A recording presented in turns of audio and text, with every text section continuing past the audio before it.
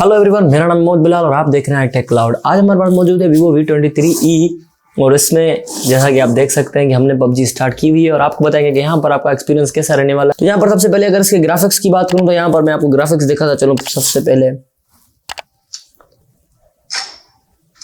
तो यहाँ पर आप स्मूथ पर अल्ट्रा पर खेल सकते हैं और बैलेंस पर आप अल्ट्रा HD पर आप हाई खेल सकते हैं। यहाँ पर आपको HDR का सपोर्ट देखने को नहीं मिलता। हम इसको सेट करते हैं स्मूथ पर अल्ट्रा पे, लगा दिया स्टार्ट बटन को और जब तक गेम स्टार्ट हो हम अगर इसके स्पेसिफिकेशंस के बारे में बताते चलें तो यहाँ पर आपको जो है एमोलेड पैनल दिया गया है फ्रंट पर और उसके साथ आपको यहाँ पर कोई भी हाई रिफ्रेश रेट का सपोर्ट नहीं दिया गया है। उसके साथ अगर इसकी बात करूँ स्पेसिफिकेशन की तो यहाँ पर आपको helio G96 का प्रोसेसर दिया गया है। ये गेमिंग प्रोसेसर है पर पता नहीं क्यों यहाँ पर इस प्रोसेसर को इतना ऑप्टिमाइज नहीं किया गया है कि यहाँ पर आपको 60 FPS तक का सपोर्ट मिले, मतलब स्मूथ पर आप एक्सट्रीम खेल सकें। इतना इस प्रोसेसर को ऑप्टिमाइज नहीं किया गया है Vivo वालों की जानिब से। तो यहाँ पर अगर इसके चार्जर की बात करूँ तो यहाँ पर आपको 44 वॉट का फास्ट चार्जर दिया गया है। उसके साथ आपको जो है 4050 mAh की बैटरी दी गई है। अगर इसके स्पीकर्स की बात करूँ तो यहाँ पर आपको जो एक सिंगल स्पीकर दिया गया है। यहाँ पर आपको कोई भी जो है उसका डॉल्बी का सपोर्ट नहीं दिया है। उसके साथ आपको कोई भी यहाँ पर आपको ड्यूअल स्पीकर का सपोर्ट नहीं दिया गया। अगर गेमिंग की बात करूँ तो यहाँ पर आप देख सकते हैं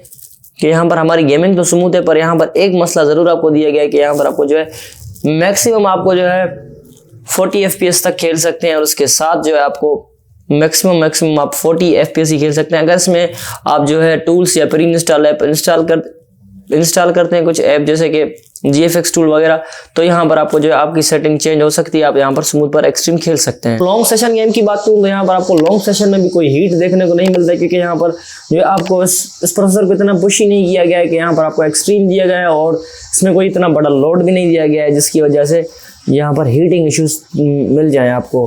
तो यहाँ पर आपको कोई भी हीटिंग इश्यूज नहीं दिए गए। उसके साथ जो है आपका एक्सपीरियंस इसमें अच्छा रहने वाला है, बिल्कुल बहुत ही बेहतरीन रहने वाला है। पर यहाँ पर एक्सट्रीम दिया गया होता है या HDR का सपोर्ट दिया गया है तो यहाँ पर आपको अच्छी चीज़ होती है। अगर इसके जो जैसे कि हम यहाँ पर बताते चले यहाँ पर को आपको जो है HDR की सपोर्ट नहीं मिलती है और यहाँ पर जो है Vivo V23E है और Vivo V21E में जो है आपको HDR का सपोर्ट दिया गया है।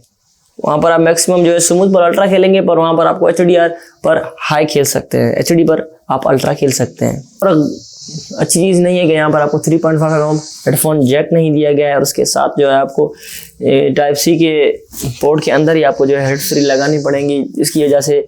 तो यहाँ पर ऊपर से जो है 4000 mAh है और ऊपर से यहाँ पर आपको 3.5 जैक भी नहीं दिया गया है। तो इस वजह से ये जो फ़ोन है ये मैं आपको गेमिंग के लिए तो रिकमेंड नहीं करूँगी क्योंकि यहाँ पर आप इसकी जगह पर Vivo V21E ले लें तो वहाँ पर आपको ग्राफिक्स भी अच्छे दिए गए हैं और उसके साथ जो है आपको हेडफोन जैक भी दिया गया है। बाकी सब जो है बिल्कुल सेम है। एज ए गेमिंग फ़ोन आप इसको रिकमेंड नहीं कर सकते हैं 50,000 के रेंज के अंदर।